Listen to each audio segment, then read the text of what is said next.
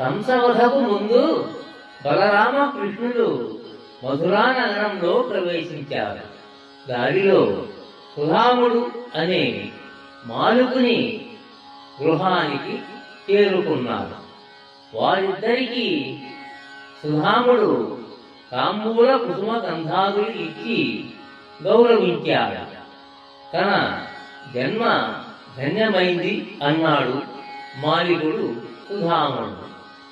సుధాముడి యొక్క భక్తి ప్రపత్తులకు సేవకు సంతసించిన శ్రీకృష్ణుడు, సుధామ, నీకు ఏమి వరము కావాలో కోరుకో అన్నాడు. అప్పుడు సుధాముడు ఈ విధంగా చెప్పాడు. నీ పాద కమల సేవయు నీ పాద కమల సేవయు నీ పాదార్చకులతోడి నీయము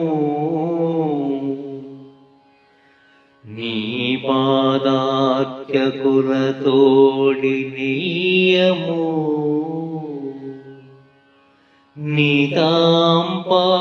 నీతాంపారభూత దయయును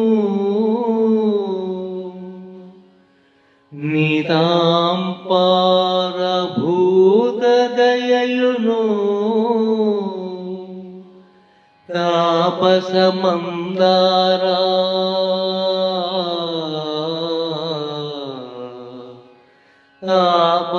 తాపసమందారా నాకు దయచేయగదే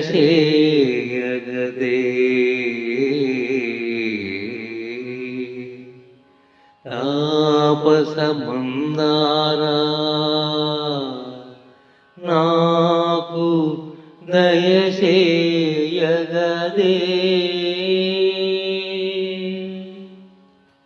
పాదకమల సేవ అనగా కృష్ణుని పాదములను సేవించే అవకాశం.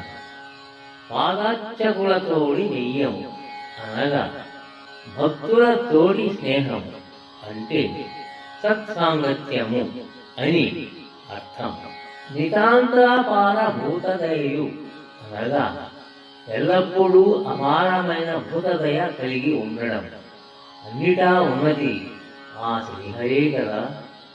తాపస మందార, పారిజాతము, సంతానము, కల్పవృక్షము, మందారము, హరిచందనము, ఇవి 5 స్వర్గంలో కోరికలు తీర్చే చెట్టుకు గల పేరు.